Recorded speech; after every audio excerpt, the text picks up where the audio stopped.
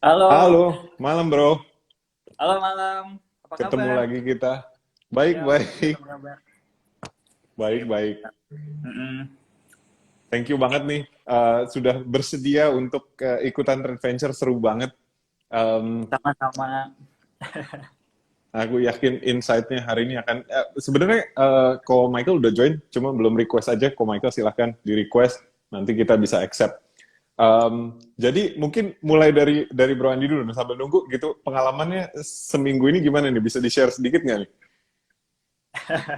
Oke, jadi sejujurnya aku dapetin bad trade sih kemarin ini gitu ya. Cuman memang Oke. itu cerita yang panjang karena kita tahu kita udah sharing juga waktu itu bahwa kita akan duel istilahnya sama Bro Michael Yo selama kurang lebih 2 minggu ya, kurang lebih seperti itu. Jadi memang time frame kita benar-benar sempit banget dan Iya, iya. kita like everyday kita harus trading gitu. Jadi mungkin satu hal yang harus saya coba untuk keluar adalah mungkin gimana caranya saya menemukan strategi yang baru ya dari yang tadinya mungkin swing trading lebih ke day trading sekarang Oke. dan untuk melihat sesuatu potensi yang di time frame lebih kecil dengan menggunakan signal-signal yang di-provide oleh FX. Itu sih Oke. tantangannya di Ya. awal-awal.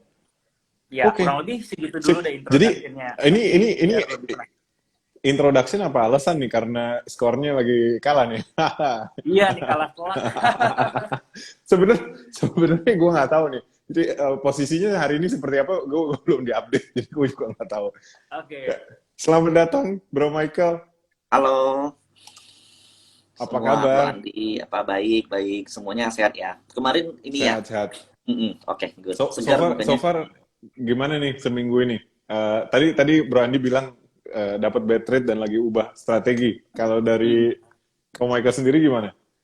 Sama ya, jadi ada sedikit yang perlu diadaptasi adalah sinyal dari MFX tuh very masif ya, banyak banget sinyal dari MFX dan Oke. yang menjadi concern adalah time frame-nya tuh pendek banget. Jadi saya pernah coba ya, satuin dengan charting saya 15 menit.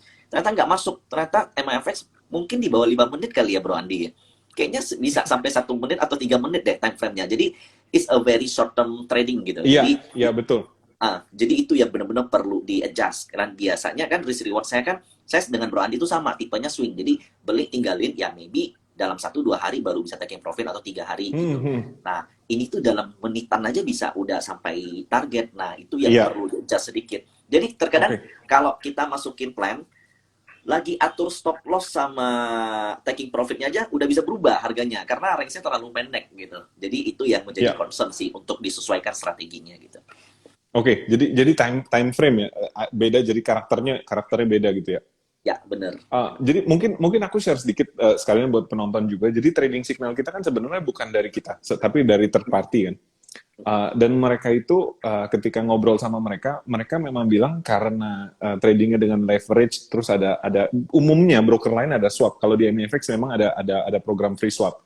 Tapi karena swap dan alasan lainnya, maka memang uh, trader forex terutama mereka gitu cenderung lebih ngambil time frame pendek gitu gitu. Kalau kalau dari mereka sih seperti itu ya. Tapi setiap orang pasti punya punya ini sendiri-sendiri.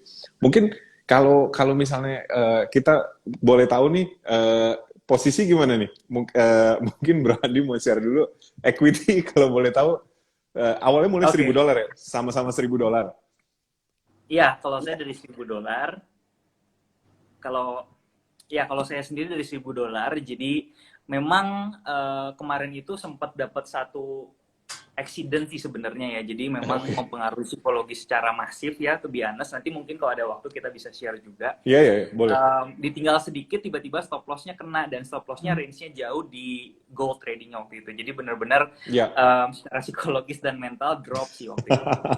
Uh, jadi sekarang itu memang lagi banyak yang trading benar-benar kurang kurang apa ya kurang bisa nyesuaiin dengan market dan signalnya juga. Jadi saat ini equity-nya malah loss dari 1.000 sekarang sisanya 800 kayak gitu. Oke, oke. Kalau Mm-mm. kalau Ko Michael Kalau saya nggak salah nggak sampai 1.000 ya, Bro Andi ya? Iya, modalnya 700 kalau Bro Michael. 700. Nah, saat ini sih 730-an. Jadi mestinya naik ya hitungannya ya, Cum. Dan masih ada hari ini juga ada sekitar 3 trade yang masih belum done gitu. Nah, itu seperti itu. Oke. Terus kira-kira kalau misalnya dari pengalaman nih mungkin supaya yang lain bisa kebayang kira-kira karakter forex seperti apa. Selama seminggu ini kira-kira kalau bicara trading, berapa posisi sih yang dibuka dan kira-kira berapa posisi yang dibuka sekaligus gitu? Money management ini kira-kira yang dijalankan seperti apa sih gitu? Mungkin, dari Bro Andi dulu ya. Ya, kalau di layarku sih Bro Andi sebelah kiri, jadi aku selalu ke Bro Andi dulu. Oke, boleh. Jadi gini, memang karena kan kompetisi ini kan kurang lebih sekitar 2 minggu ya duel sama Bro Michael. Jadi memang kita gimana caranya biar lebih frekuensinya lebih tinggi, lebih seru juga, lebih intens juga, kita memang deal untuk trading setiap hari sekitar 1-3 posisi lah, seperti itu. Oke. Ya kan, jadi memang terutama signal MFX juga rata-rata satu hari itu bisa provide signal dalam satu pair itu kurang lebih bisa 8-10 gitu kan. Jadi kita bisa banyak choice untuk trading di situ. Nah, kalau untuk money management-nya sendiri, nah ini juga yang jadi struggle di mana setiap pair itu memang range volatility-nya beda-beda kayak gitu ya. Iya, betul. Beda-beda dan memang kita sepakat untuk trading dengan lot 0,1 seperti itu. Jadi setiap kita open trade itu 0,1 lot ya kan dengan modal segitu. Nah, struggle-nya adalah bisa jadi di trade yang pairnya volatilitasnya kecil kita bisa profit, tapi misalkan volatilitasnya besar kita bisa loss. Jadi nanti ketika sudah dikalkulasi ya kan, padahal trade kita misalkan 50% gitu, tapi karena range-nya terlalu besar di pair yang lain, jadi akan dampaknya adalah nanti akumulasinya akan loss seperti itu kurang lebih. Jadi memang masih perlu penyesuaian sih kalau menurut saya, kita shifting dari swing trading ke benar-benar yang fast trading ya, atau misalkan day trading seperti itu. Ya, oke, thank you. Kalau dari Ko Michael? Oke, sama ya. Jadi kita kan sepakat bahwa jumlah lot kita 0,1. Nah, yang agak sedikit membingungkan bagi saya adalah, benar kata Bro Andi, dalam satu pair itu bisa ada lebih dari 2-3 signal. Jadi kita kan masih punya satu view dulu biasanya ya. Kita lihat maybe daily dulu atau hourly. Nah, di situ kita tahu arah ini ke atas. Tapi sinyalnya tuh ada beli, ada jual. Nah, kita kadang bingung mau ambil yang mana. Nah, maka dari itu kita mesti masuk ke time frame yang benar-benar kecil. Dan terkadang kalau kita mau set stop loss dan taking profit, nah terkadang tuh ininya udah berbeda. Sebelum kita entry ini udah beda. Jadi menurut saya sih akan jauh lebih baik ya kalau seandainya plan-nya adalah hanya satu arah. So, kalau seandainya memang kalian pengen belinya di sekian, maka set pending order. Jadi bagusnya MFX itu ada pending order. Jadi kalau ada sinyal ini, kita bisa nunggu pengennya beli di sini gitu. Nggak harus beli saat itu di sinyal itu. Kita bisa tunggu di saat itu. Dan yang saya suka itu sinyalnya tuh ada kasih tahu majority player tuh lagi posisi apa, berapa persen beli, berapa persen jual. Nah itu saya suka banget. Jadi kita bisa tahu kita ini jadi contrarian market atau kita follow the market gitu. Kan sometimes kita nggak bisa umumnya lebih prefer kontra atau follow the market umumnya. Nah gini kita tuh nggak bisa selalu jadi kontra ya. Terkadang kita memang harus ikut following trend. Tapi kalau kita ikut following trend terus, ya belum tentu. Jadi ya kalau saya pribadi sih jujur di sinyal MFX saya lebih sering jadi kontra. Oke. Kalau dari aku kan juga trading dengan signal. Kalau yang aku lihat itu kecenderungannya malah aku ngelihat kalau marketnya sideways, performance signalnya lebih oke, entah kenapa gitu. Jadi aku justru nyarinya kalau terlalu one way, aku nggak copy signal gitu. Itu yang aku lihat ya. Tapi of course sulit juga dibilang karena signal itu kan digarap oleh 3 provider berbeda gitu kan. Jadi yang pasti analisnya juga beda-beda gitu kan. Jadi kita nggak tahu si A atau si B, si C yang ngerjain gitu karena itu datang dari third party gitu. Kita cuma tahu company-nya yang provide dan memang mereka regulated, terpercaya, itu aja gitu. Tapi bagusnya tuh ada akurasi pairnya. Jadi pair ini akurasi sinyalnya berapa persen gitu. Nah itu yang very very good. Jadi kita tahu bahwa pair ini loh yang paling mudah dianalisa gitu. Yang sinyalnya tuh paling match gitu. Itu yang ngebantu banget sih. Sip, thank you. Nah, terus kemudian kalau misalnya kita bicara, jadi kalau tadi money management kita bicara Berarti kalau Bro Andi tadi bilang bicara ambil 1 sampai 3 posisi. Kalau Ko Michael sama 1 sampai 3 posisi gitu. Iya, per hari. Hmm. Oke. Berarti itu kan kalau misalnya kita bicara dengan modal kurang lebih 700 sampai $1.000, berarti kalau kita bicara 3 posisi itu berarti kita sudah menggunakan 30% dari modal kita ya. Gitu ya sebenarnya ya. Betul. Karena kan satu Manfaatnya satu ya. peluru kalau 0,1 lot 0,1. satu peluru itu $100 lah kurang lebih gitu kan. Betul, betul. Hmm. Ya, oke. Dan kira-kira kalau misalnya kita bicara stop loss, kan kalau yang namanya trading signal sudah dikasih apa take profit dan stop loss. Apakah selama ini diedit atau kira-kira, maksudnya ini masukan buat yang lain, buat yang mau nyoba juga kan. Jadi apakah tetap kita technical analysis sendiri, terus kemudian kita ngedit atau gimana nih kira-kira? Mungkin dari Bro Andi dulu. Oke, jadi gini, yang saya pelajari memang struggle di awal adalah saya coba untuk menganalisis dulu nih signal yang dikasih seperti apa, dan ya tadi kan ada 3 provider ya yang support atau yang provide signal, dan karakteristiknya ternyata beda-beda. Kadang-kadang ada satu provider yang memang ngasih range-nya lebar, ada juga provider yang ngasih range-nya sangat kecil, ya kan? Setuju. Nah, tapi yang biasanya ketika saya coba untuk perhatikan adalah mereka tuh risk reward rasionya notabene biasanya 1:1. Sometimes mereka itu risk rewardnya itu di bawah 1:1. Jadi mungkin risknya dia punya rewardnya di bawah 1. Setengah, gitu iya betul. Nah, karena saya terbiasa dengan trading di mana rewardnya saya cari lebih besar gitu ya. Jadi sometimes saya harus benar-benar nyesuaiin dulu nih sama signalnya. Jadi di mana view saya sama dengan signal, kemudian saya lihat potensi dia punya potensial profitnya itu kalau misalkan lebih besar, saya akan besarin dia punya rewardnya. Seperti itu. Jadi minimal saya bisa 1:2. Jadi masih ada adjustment. Nah, biasanya untuk stop loss-nya juga saya sedikit adjust. Karena saya masih mencari level-level kritikal yang lebih aman untuk dipasang stop loss-nya di sana. Sebenarnya kayak gitu. Jadi ada sedikit adjustment, tapi untuk direction-nya kurang lebih kita akan follow the signal itu sendiri sih. Seperti itu. Oke. Kalau dari Ko Michael diedit atau gimana? Atau dilihat kalau nggak cocok nggak diambil gitu? Saya sama ya dengan Bro Andi. Jadi kalau pertama saya harus lihat dulu sinyalnya sesuai nggak dengan analisa saya. Kalau sesuai saya ambil. Nah, tapi hampir semua sinyal risk dan rewardnya tuh nggak sebanding, atau 1:1, atau rewardnya justru di bawah 1. Nah, jadi ini bukan masalah arah harga, karena arah harga kita udah cocok. Cuman areal untuk taking profit dan stop loss-nya itu yang saya selalu adjust. Jadi kalau nggak adjust ya, karena gini, anggap 10 kali trading, kalau risk-nya jelek 5:5, anggap 5 menang 5 kalah, maka udah pasti equity berkurang kan. So itu nggak sesuai dengan profil saya gitu. Betul. Jadi kalau aku nanya nih, kalau misalnya aku trading, kan kita kan di situ kan bisa ngeliat last 7 days, last 28 days gitu kan, ada berapa signal dan kira-kira win ratio-nya berapa gitu kan. Nah, kalau misalnya nih kita melihat win ratio-nya istilahnya win ratio-nya tinggi, terus kemudian kita melihat memang TP-nya kecil, SL-nya besar, tapi kan kalau misalnya katakanlah win ratio-nya 70% gitu, tetap aja masih profit. Kalau seperti itu menurut bapak-bapak berdua nih boleh diambil nggak sih? Karena kalau aku trading jujur aku ngambil begitu, aku lebih suka yang nyolong kecil-kecil. Memang kalau loss gede, profit kecil.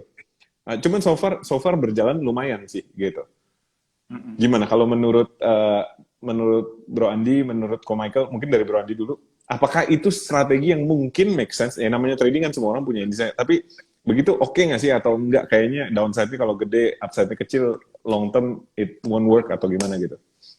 Oke, mungkin secara probability ya, kalau misalnya kita berbicara tentang probability, kalau kita melakukan trade itu terus-menerus, akan ada satu ketika di mana akan keseret sih, maksudnya secara probability aja, di mana risk-nya lebih besar, in the long run-nya akan sulit sih sebenarnya seperti itu, walaupun win rate-nya besar ya. Karena perhitungannya adalah kita nggak mungkin setiap kali signal yang keluar, itu kita trade gitu istilahnya.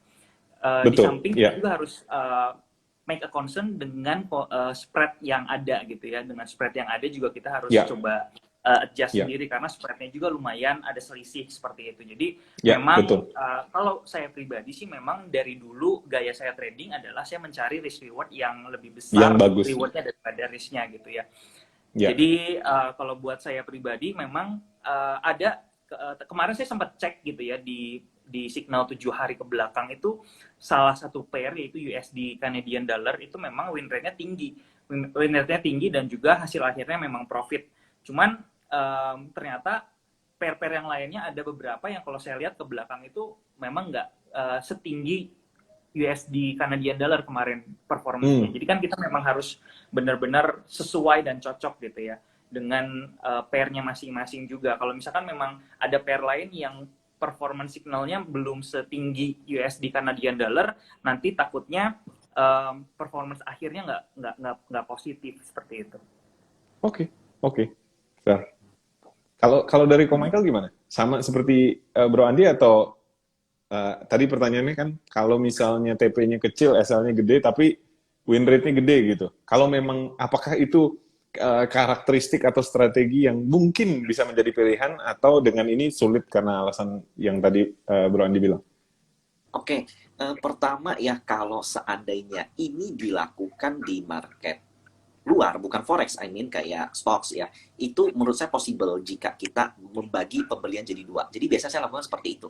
Jika rewardnya itu udah kecil ya, maka saya bagi dua pembelian. Jadi risk, contohnya, saya pengen beli, let's say 0,1 lot, maka 0,2 lot atau 0,3 lot, maka saya Iya, akan melakukan pembelian dengan 0,1 lot di atas, 0,2 lot di bawah. Nah, itu untuk membuat average saya menjadi lebih baik. Itu satu. Yang kedua, ketika kita mengambil posisi dengan risk yang kecil, risk yang besar dan reward yang kecil, itu artinya kan kita punya keyakinan ya. Kita punya keyakinan kalau ini bisa berhasil gitu. Nah, to be honest ya, sebagai seorang trader, conviction atau keyakinan itu mesti dikesampingkan. Yang perlu kita set adalah target. Nah, so jika kita sering ya, melakukan itu, benar kata Bro Andi, suatu saat kita bakal keseret. Kalau sering melakukan, oke, sering oke. terbiasa dengan risk yang gede. Nah, suatu saat itu bisa menggerus portok gitu. Oke, oke, menarik. Oke. Nah, kalau misalnya kalau di saham kan kita bicara kita punya saham-saham pilihan lah gitu kan. Eh, yang udah cocok lah gitu atau sesuai dengan time frame kita, dengan style kita trading. Kalau di forex so far dengan pengalaman yang singkat ini of course Bro Andi dulu kan pernah trading forex juga, tapi maksudnya kita bicara kira-kira ada nggak sih pair-pair favorit atau saat ini open nih? Oke, sebenarnya kalau pair favorit sih memang dulu saya suka trading di forex ya. Awalnya saya mengenal trading di forex, tapi semakin hari itu saya semakin mengenal karakteristik daripada marketnya sendiri. Dan terakhir itu bahkan sampai saat ini saya tradingnya itu hanya di beberapa pair aja sih sebenarnya. Bahkan cuman fokusnya biasanya di gold dan juga di indeks ya, karena di MFX juga ada indeks gitu ya, cuman Ya, signalnya betul. nggak sesering Ada dengan indeks. pair seperti itu. Nah, kalau untuk pair mata uang sendiri, yang kita perlu tahu adalah pair mata uang itu adalah kekuatan atau power daripada dua mata uang. Jadi ada mata uang A dan B itu di powernya itu Betul. di ini ya, Iya, di apa, di combine lah istilahnya, atau dilihat ya, perbedaan seperti itu. Nah, di mana kita bisa mencari peluang adalah ketika salah satu dari pair ini jomplang gitu ya istilahnya. Kalau iya, misalkan pair A ini lebih kuat, artinya dia akan cenderung naik harganya. Nah, itu adalah iya, sesuatu yang biasanya trader manfaatkan untuk mengambil keuntungan. Ya, jadi salah satu mata uang yang lebih kuat biasanya akan memberikan pergerakan yang signifikan. Nah, biasanya kalau saya favoritnya adalah cari mata uang yang beda. Dia punya strength dan weakness-nya. Jadi kalau kita lihat di secara data ya, forex itu yang paling kuat itu USD, itu marketnya major, euro, dan juga Jepang yen. Sebenarnya itu. ya, Jadi kalau saya biasanya coba untuk mencari pair-pair yang kalau dihubungkan itu kekuatannya kombinasinya. lumayan terpisah gitu ya. Jadi misalkan Ya, USD saya combine dengan Canadian dollar itu masih oke, atau enggak Swiss franc itu juga bisa oke gitu. Biasanya secara price action-nya juga lebih kelihatan si arahnya kemana. daripada yang sama-sama dominan itu biasanya lebih marketnya lebih sideways sih sebenarnya kayak gitu. Oke, oke. Kalau Michael? Kalau saya terus terang agak jarang ya trading forex ya. Jadi Iya, ya. Oke. kalau per mata uang saya nggak punya favorit. Tapi to be honest per mata uang itu menurut saya tingkat kesulitannya lumayan tinggi karena dia harus mengikuti kalender-kalender ekonomi, harus mengikuti meeting-meeting. Contohnya malam ini ada FOMC. Kalau seandainya Iya. ada berita apa-apa, contohnya let's say tapering dipercepat, maka semua USD pasti menguat gitu kan. Nah itu contoh. Ya. Terus yang kedua adalah kalau di forex ya saya jauh lebih suka indeks dan oil. Dulu tuh saya suka banget nganalisa oil. Oke, oke. Berarti tapi oil berarti kalau kita bicara oil, volatilitas oil jauh lebih besar ya sebenarnya. Berarti Lebih besar. iya, kalau loss-nya juga bisa lebih besar, profitnya bisa lebih kencang. Bisa sampai minus Iya. kemarin. Bisa sampai 0, betul. Iya. Oke. Jadi mungkin buat tadi ada pertanyaan, question mungkin kita jawab. Mau buat pemula yang mau nyoba gimana? Sebenarnya kita ada akun demo, jadi download aplikasi MEFX. Demonya ada, bisa langsung download, itu dana virtual. Kalau rugi nggak bayar, kalau profit pun jangan minta withdraw ya. Jadi oke. Jadi mungkin kita pengen nanya sedikit mengenai experience-nya dengan aplikasi MEFX. Aplikasi yang sekarang dipakai Ko Michael dan Bro Andi ini kan baru gitu kan. Sebenarnya ini baru. Dulu kita namanya MEFX Mobile, ini baru. Mungkin ada feedback nggak buat kita? Maksudnya sekalian buat penonton review aja, the good, the bad, and the ugly, nggak apa-apa kita. Karena ini benar-benar baru dan kita lagi optimize. Mungkin kita mulai dengan Ko Michael dulu kali ini, kira-kira ada feedback nggak so far make dari kecepatan, dari kemudahan, navigasi, segala macam? Oke, jadi pertama ya secara UI, user interface, I very like MEFX 1. Yang kedua, salah satu fitur andalan yang saya suka banget adalah di mana kita bisa melihat majority player ambil posisi apa. Dan yang kedua adalah performance signal, itu yang kedua. Cuman yang ketiga menurut saya yang perlu sedikit diperbaiki adalah mungkin setiap signal perlu dikasih tahu bahwa ini plan berapa time frame-nya gitu. Karena time frame. Iya. Karena betul. every forex player kan pasti punya plan yang berbeda. Ada yang put posisi langsung pergi, atau ada yang put posisi terus dia mau langsung taking profit dijaga gitu kan. Nah, kalau kayak model kayak kami kan habis put posisi tinggal, tapi ternyata yang selama ini kami lakukan adalah untuk boleh dibilang trader yang dalam jangka waktu amat pendek. Jadi sebenarnya kalau kami beli tinggal, sebenarnya nggak perlu, kami bisa jaga gitu karena time frame-nya pendek-pendek. Nah, jadi mungkin yang perlu diperbaiki, yang perlu ditambah adalah dari every signal dia punya time frame berbeda-beda. Terus kalau bisa mungkin signal yang ada nggak cuma satu arah. Karena terkadang kita pengen beli sinyalnya suruh jual. Nah, apakah mungkin ada sinyal lain yang suruh, contohnya XAU, saya tadi cek MFX kan suruh buy kalau nggak salah ya. Nah, bukan kita tapi ya. Kalau nggak salah ya, sekitar 1-2 jam lalu MFX ada sinyal untuk buy. Nah, apakah mungkin ada sinyal lain yang untuk sell tapi dengan kasus tertentu, contohnya ngelewat harga sekian gitu. Itu yang maybe yang saya jadi gambaran. Dan ya itu sih. Berarti sebenarnya entry price ya, selain stop loss dan take profit gitu ya. Apakah ada plan lain dengan entry price yang lebih, contohnya kalau kita ngikutin signal kan artinya kalau nggak sesuai sama kita harus pantengin terus sampai sinyalnya sesuai dengan kita gitu. Nah, apakah mungkin ada view lain dari sinyal yang lain gitu, dan dikasih juga performance-nya berapa, hit rate-nya berapa persen gitu. Jadi kalau nggak salah ya Euro dan GBP ya, atau US dan pokoknya terakhir tuh ada sekitar hit rate-nya 98%, itu kan tinggi banget gitu. Ya. Oke, menarik. Tadi ada komen dari Ko Michael, mungkin sebelum ke Bro Andi, ada komen mengenai signal index yang sedikit gitu tadi.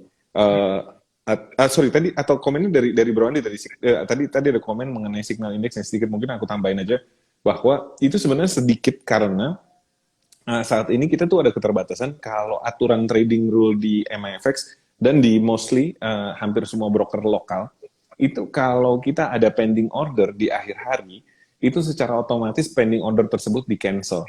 Nah ini karena aturan lama lah. Sebenarnya kita lagi ngobrol bagaimana obatnya. Jadi concern kita adalah kalau kita publish signal index dengan SL dan TP yang jauh dan dia lewat hari, SLTP-nya ke cancel gitu. Jadi kalau nasabah nggak tahu, nanti malah gitu kan? Likuidasi. Iya gitu kan. Kita, Oke, kita sebenarnya oke, oke. menghindari nasabah. Tapi itu sebenarnya itu keterbatasan yang harusnya bisa kita inilah dengan teknologi apa sekarang harusnya bisa gitu kan. Ini yang sekarang sedang dibahas gimana nih obatnya gitu. Karena memang secara aturan di akhir hari di pending order di cancel dan SLTP termasuk pending order sebenarnya gitu. Ya. Gitu. Mungkin sekarang kita ke Bro Andi gimana? Kira-kira feedbacknya menggunakan aplikasi cukup mudah?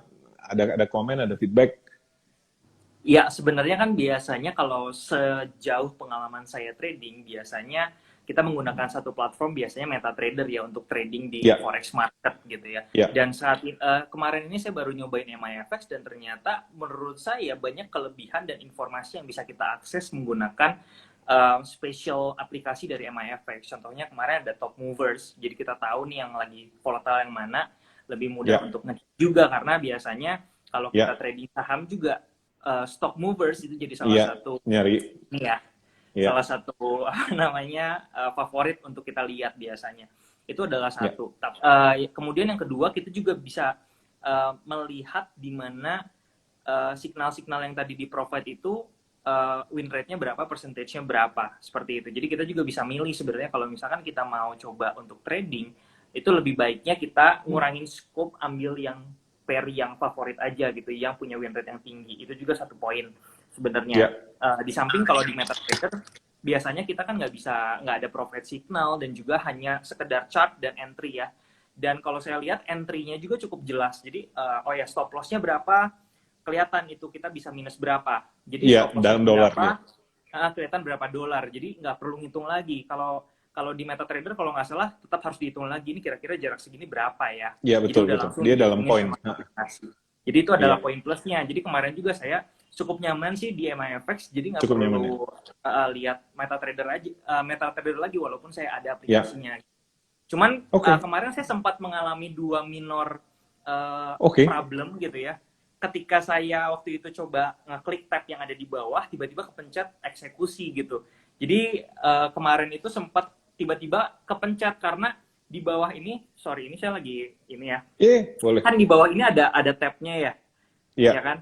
Saya kemarin itu sempat klik yang di sini, nah mau pindah lagi salah, nah ini kepencet gitu jadi Oh, gitu kan. oke. Biasanya kan kalau kalau ke sini gitu ya, saya lihat Ya, yang lain ke sini gitu kan, bisa langsung kan dipencet.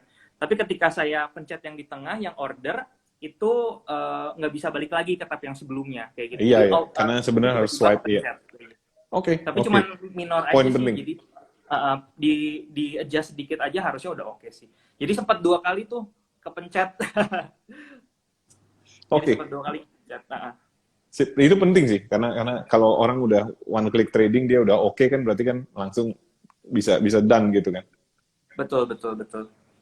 Oke, oke. Sip. Jadi sebenarnya kalau misalnya kita bicara dengan apa tools dan experience yang ada, berarti kalau kita bandingkan dengan trading saham, sebenarnya seseorang yang sudah paham cara trading saham, walaupun sistem perdagangan ini beda, sebenarnya cukup mudah kan ya untuk switch dan untuk nyoba ini gitu.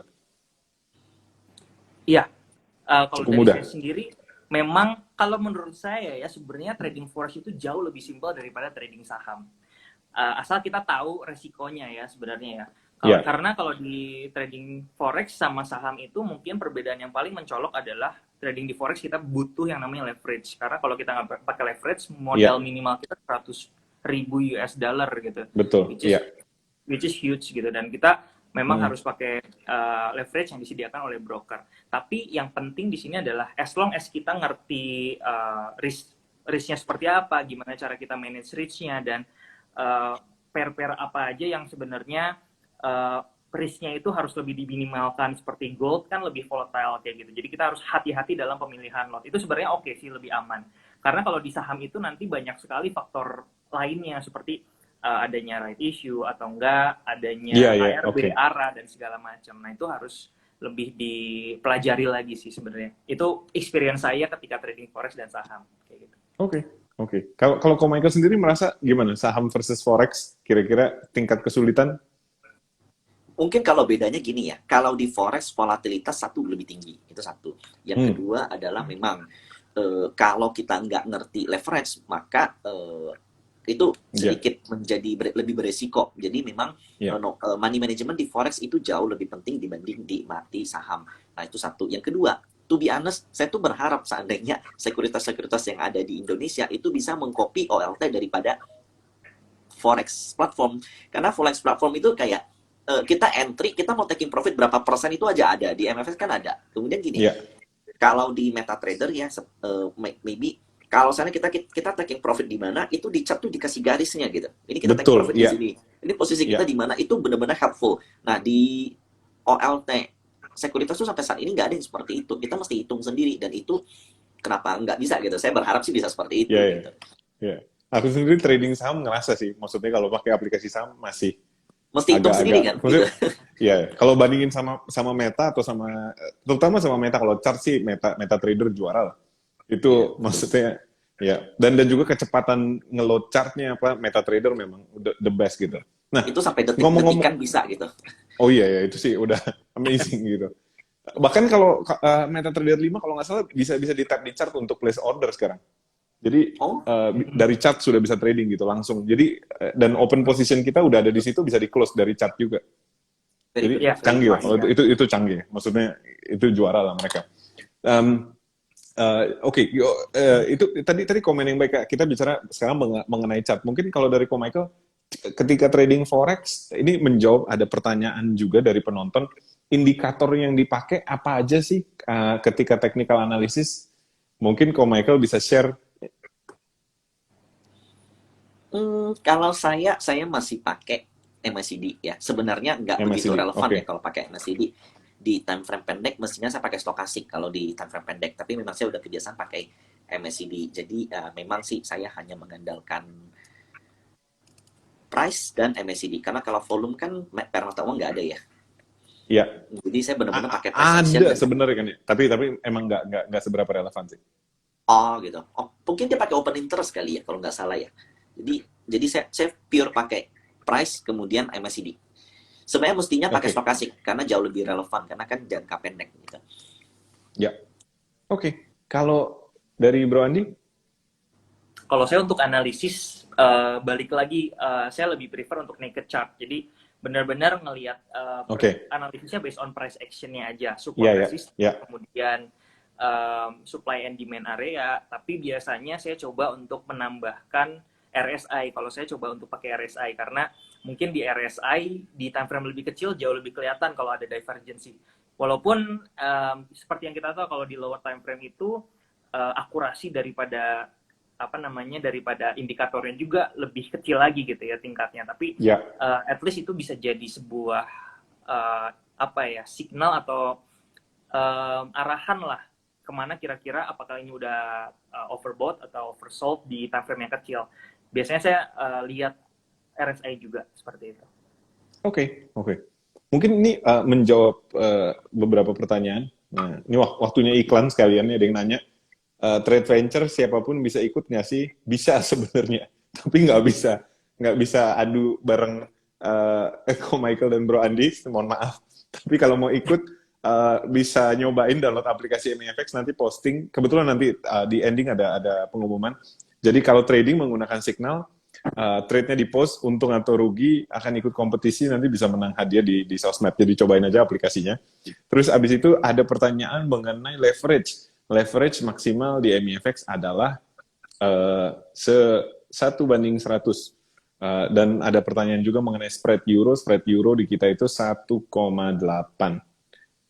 atau $18 per $100,000. Nah, tadi sekalian menjawab pertanyaan kita clear.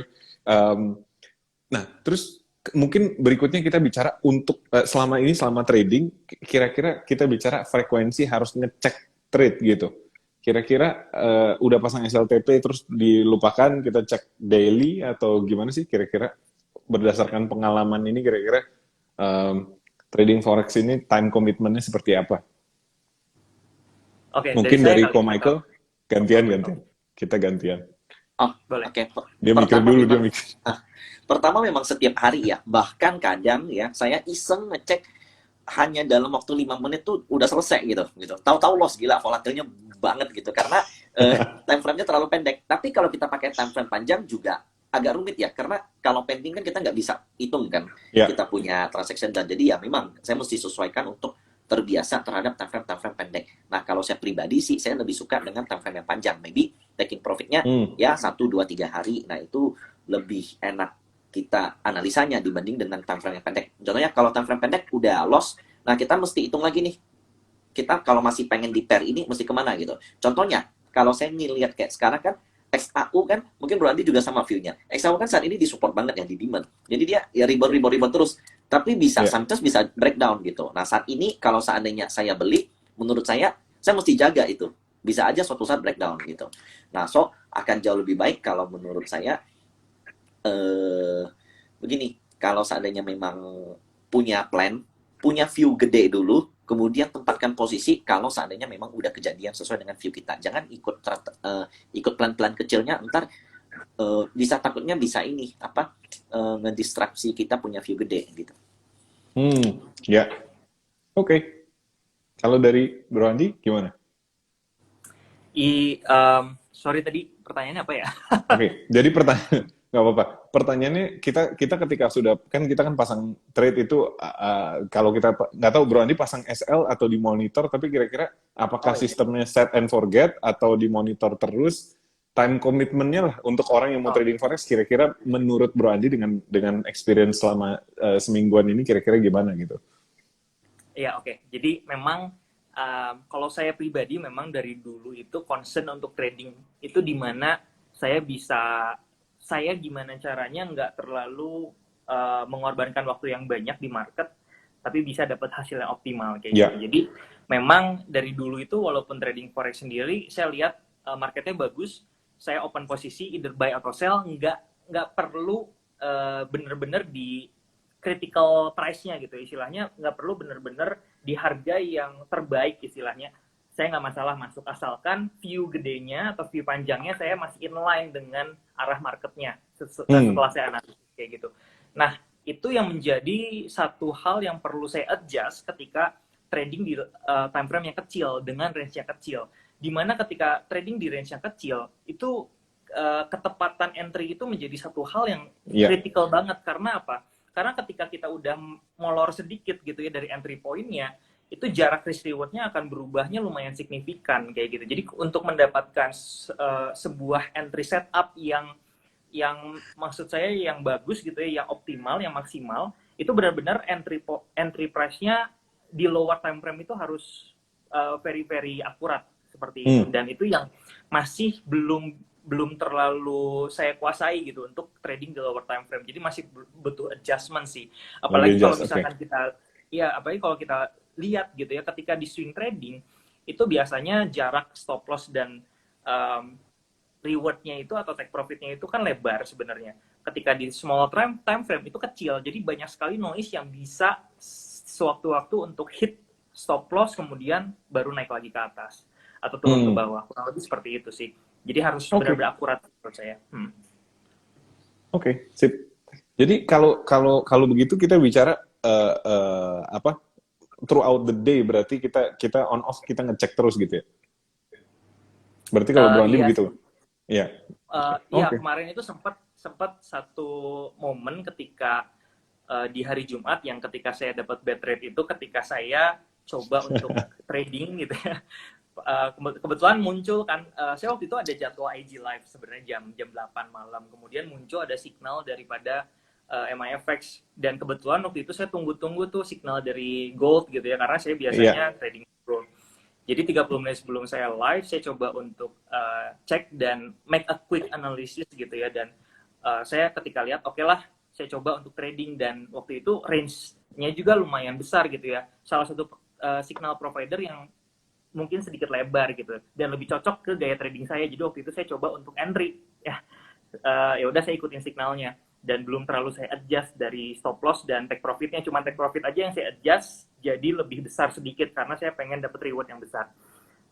Kemudian setelah beres IG live, saya kaget tuh tiba-tiba udah stop loss lagi, udah kena. Dan pas saya cek chart dari goldnya itu udah tiba-tiba naik ke atas gitu. Jadi memang ketika saya trading di gold, itu benar-benar resikonya jauh melebar kayak gitu. Dan itu harus di ini. Karena awalnya saya berpikir bahwa oke, ini harusnya range dari pergerakan gold selama selama 24 jam terakhir itu nggak terlalu volatile. Jadi harusnya sejam ke depan nggak terlalu volatile juga. Tapi ternyata benar-benar pas critical waktunya, critical time-nya jam 8 itu kan biasanya market US buka kan. Jadi perdagangan dari mata uang pun melonjak ya. Karena bank-bank buka juga di sana. Jadi memang itu satu kesalahan yang mungkin menyebabkan akhirnya merembet kemana-mana ke portofolionya juga seperti itu. Oke, jadi itu kita bicara loss di trade itu seberapa kalau boleh di-share kira-kira 100, 200? Kemarin itu 80-an lebih ya. Oh, 80-an, oke. Berarti $80 di satu trade. Kalau Ko Michael sendiri, trade dengan loss terbesar seperti apa? Berapa ya? Kayaknya belasan atau 20 ya, tapi nggak ada yang kecil ya? Berarti sih. memang kecil. ngambilnya yang kecil-kecil ya? Benar, saya ngambil, saya selalu atur risk-nya. Jadi kalau seandainya let's say ya, ada reward 40, risk 20. Nah, bagi saya itu gede. Nah, saya akan set entry pending order sedikit ke bawah. Jadi saya usahakan risk-nya tuh belasan persen baru saya entry. Nah, saya sukanya di MFX adalah contohnya begini. Terkadang kita entry kan nggak bisa terlalu sensitif di satu titik. Contohnya, saya pengen beli kalau di angka saham lah, let's say 1000. Nah, belum tentu kita bisa dapat di 1000 kan. Di 1010 mungkin masih oke, 1020 masih oke. Gitu. Nah, makanya contohnya antara mungkin spread 5% itu masih oke untuk entry. Makanya kita mau masuk di 5% atau di 1%-nya. Makanya saya suka masukin lagi ke bawah. Jadi syukur-syukur kena, kalau enggak ya udahlah gitu.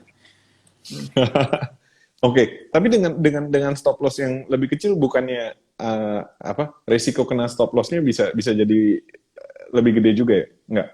Nah, justru begini, karena stop loss yang saya setting ya, itu saya jarang banget ngikuti sinyal. Jadi stop loss yang saya setting itu kalau seandainya udah kena, itu berarti memang plan-nya udah berantakan semua. Udah benar-benar hancur semua. Oke. Jadi kalau seandainya bullish-nya ke sini, ternyata lewat angka ini itu udah pasti nggak mungkin bullish lagi kalau udah lewat angka ini. Nah, makanya saya tuh sabar aja di sini. Kena ya enggak, kena ya syukur, enggak ya udah nggak apa-apa. Oke. Buat yang lain nih, yang masih fase nyontek signal nih, kira-kira apakah biasanya stop loss-nya di atas istilahnya lebih dekat atau lebih jauh daripada rekomendasi yang ada di signal atau referensi di signal lah gitu kan, misalnya katakanlah harga gold misalnya di katakanlah 1800 gitu kan, kita pasang di 1799 misalnya katakanlah. Apakah kita di bawah lebih jauh lagi stop loss-nya atau lebih dekat daripada rekomendasi gitu? Siapa dulu? Atau belum tentu? Siapa dulu? Based on chart. Kalau saya based on chart. Jadi based on chart ya. Tergantung dari contohnya. Jadi sinyal itu beda-beda. Jadi terkadang gambar trendline gitu ya. Contohnya ini stop loss ya. Stop loss saya gitu. Ini bagi saya areal ini kalau udah dijebol tuh jelek. Terkadang stop loss dari sinyal di sini. Terkadang di sini. Nah, kalau saya selalu set di sini. Kalau saya set selalu di sini. Jadi kan kita tiap posisi kita kan pasti berbeda-beda antar orang. Ada yang pengennya stop loss-nya di sini, ada yang pengen di sini, ada yang di sini, atau ada yang di sini. Nah, kalau saya selalu saya tarik dulu areal penting saya, areal di mana saya udah merasa ini udah jelek. Nah, di sini di bawahnya sedikit, atau kalau seandainya sell berarti di atasnya sedikit. Dan maka dari itu menurut saya ya, kalau seandainya kalian ngikutin sinyal, kalian mesti punya titik exit-nya masing-masing. Oke, sip. Nah ini kita sudah tanpa terasa waktu sudah mau habis nih. Kita masih Trade Venture masih berjalan, masih ada chance untuk Bro Andi nyelip nih di lap terakhir. Kira-kira dari Bro Andi mungkin ada ini nggak dari apa yang sudah dipelajari berdasarkan experience minggu ini, kira-kira minggu depan ada key pointers nggak sih, apa yang akan diubah gitu? Oke, jadi memang selama 1 minggu ke belakang itu banyak sekali yang harus di-adjust gitu. Jadi saya sering banget ganti-ganti strategi karena melihat dari kondisi marketnya juga. Dan unfortunately itu kalau saya perhatikan gitu ya, fase ketika kita mulai trade venture ini adalah fase di mana marketnya itu koreksi di time frame besarnya seperti itu. Jadi memang pergerakannya nggak terlalu di time frame besar itu tidak terlalu volatile ke arah yang sama dengan tren besarnya seperti itu. Jadi memang harus benar-benar menguasai gimana caranya bisa trading dengan optimal di time frame yang lebih kecil. Nah, itu yang satu. Jadi biasanya kalau saya trading itu selalu pengen selalu mengincar targetnya itu di range-range yang jauh seperti itu, karena saya pengen memanfaatkan dan memaksimalkan trading, itu satu. Dan biasanya sebelumnya itu saya cara tradingnya adalah ketika saya entry, biasanya posisi take profitnya akan saya trailing aja gitu, karena kita ketika trading itu cuma bisa satu posisi aja ya, 0,1.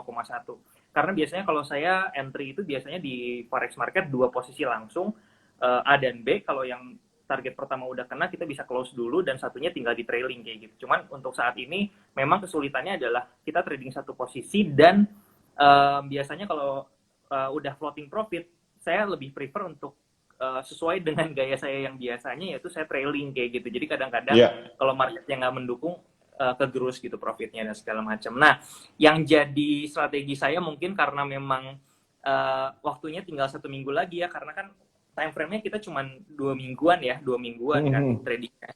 Dan kita based on this trading, jadi saya akan coba untuk trading mencari market yang lebih volatile gitu. Jadi untuk bisa ngejar juga ya. Berarti nyarinya yang lebih volatile.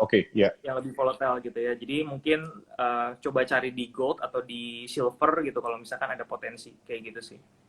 Oke, sip. Guys, ini lagi-lagi ini kompetisi yang sangat-sangat singkat, cuma 2 minggu. Jadi sebenarnya tidak representatif akan trading skill siapapun ya. Ini kita lucu-lucuan, tapi sebenarnya kita pengen Bro Andi dan Ko Michael, karena mereka experience di saham dan mereka punya experience ya trading yang luar biasa. Bagaimana itu bisa nggak diaplikasikan ke forex supaya kita bisa melihat gampang nggak sih switch over atau mencoba forex dan itu ya. Jadi ini sebenarnya lucu-lucuan ya. Ko Michael gimana? Kira-kira minggu ini karena sudah profit mau liburan atau masih trading? Justru sebenarnya saya pengen ngelipatin equity lagi sih. Bahkan kalau boleh saya mau naikin jumlah lot nih. Kalau itu nggak boleh kan, kita udah sepakat kita trading nggak boleh ya, mesti 0,1. Ya. Jadi saya cukup enjoy sih. Jadi perlahan saya juga bisa menikmati ritme yang diberikan MFX. Jadi kalau memang awalnya ya saya nggak kurang cocok karena terlalu cepat gitu. Tapi kalau saya coba lagi adjust, jadi sebenarnya ya every time I'm in mood, every time I'm in free time, saya bisa trading karena akan selalu ada plan yang singkat. Jadi ini cocok buat kalian yang memang kalian lagi kerja ini nggak bisa mantau, oke nggak usah. Kalau lagi benar-benar bisa, akan selalu ada plan jangka pendeknya. Betul. Istilahnya dalam 30 menit 1 jam pun udah ada hasilnya. Nah, itu yang cocok buat teman-teman. Jadi kebangun jam 1 subuh pun mau trading pasti ada sinyalnya gitu. Iya, 24 jam betul. That's why ya, saya cukup nikmati ritme trading cepat ini. Tapi ya mungkin ya yang memang perlu di-adjust adalah mungkin next time bisa dikasih tahu, atau ini trading plan dengan time frame sekian, ini trading plan dengan time frame sekian gitu. Oke. Kira-kira dari ini ada pertanyaan, sorry, mungkin ini pertanyaan nggak dibilang untuk siapa, jadi kita tanya kedua-duanya aja. Mungkin siapa yang mau bagaimana cara penggunaan membaca MA sebagai pengganti resistance dan support? Karena technical analysis menggunakan HP susah. Jadi mau menggunakan moving average sebagai pengganti resistance dan support karena gambar garis susah di handphone gitu. Sebenarnya bisa kan ya? Gimana? Kira-kira kalau technical analysis di handphone bisa nggak nih? Kalau menurut Bro Andi, menurut Ko Michael, bisa? Sulit? Mendingan desktop atau gimana? Menurut saya sih bisa ya.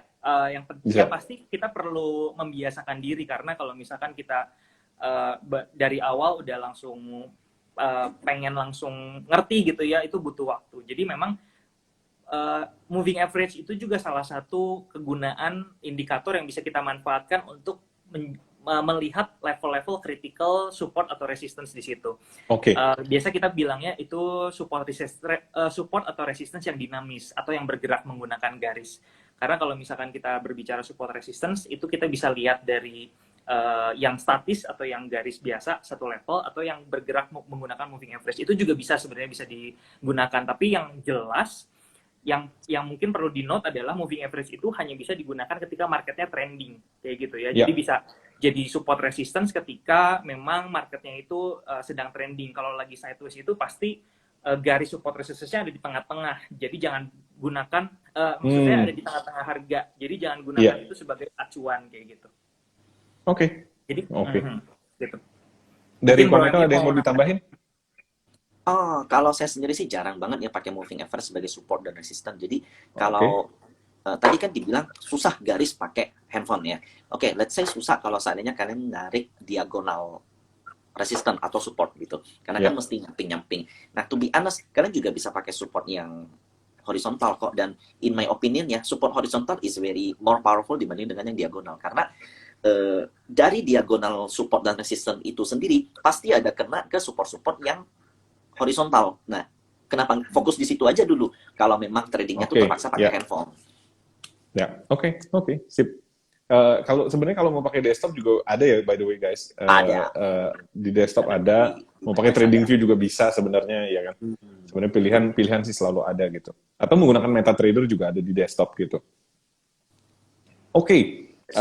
Ini waktu kita sudah mau selesai. Kira-kira ada yang mau ditambahin nggak pesan-pesan terakhir? Mungkin dari Ko Michael ada pesan yang mau ditambahkan atau cukup untuk malam ini?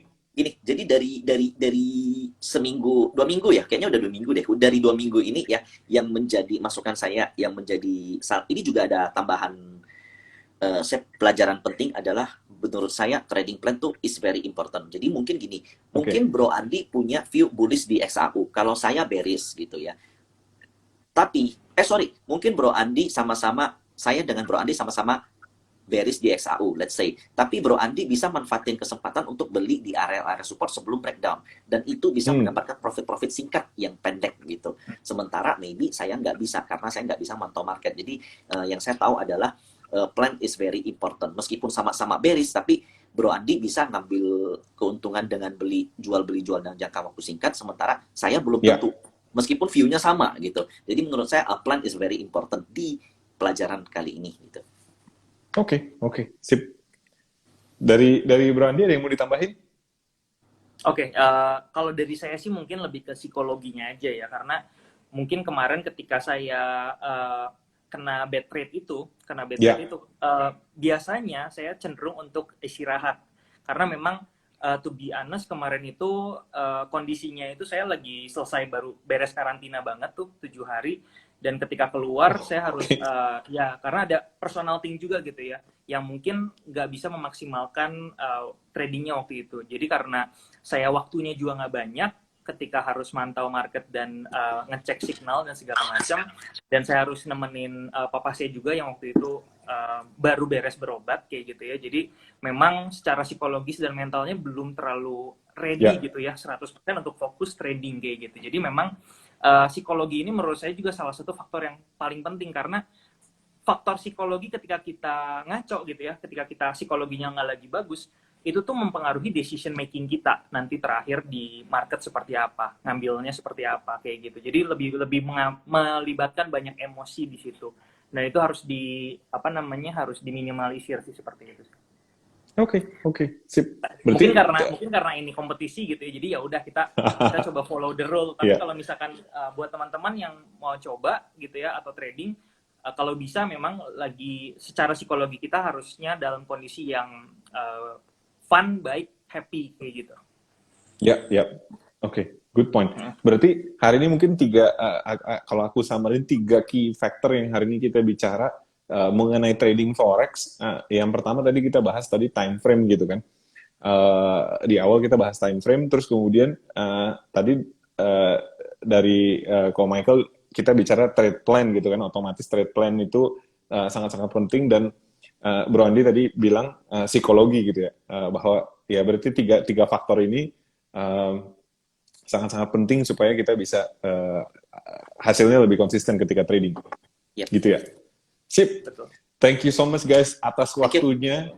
Dan kompetisi ini belum berakhir. Kita ketemu lagi next week. Akan ada sesi kedua. Kita akan ngobrol-ngobrol. Lagi-lagi guys, ini waktu yang sangat singkat. Tapi kita benar-benar pengen mendapatkan insights dari dua orang ini yang sangat kita kagumi, sangat kita hormati. Good luck guys. Thank you. Thank you, Dan Mas. kita ketemu lagi di sesi kita minggu depan. Take care. Yep, thank you.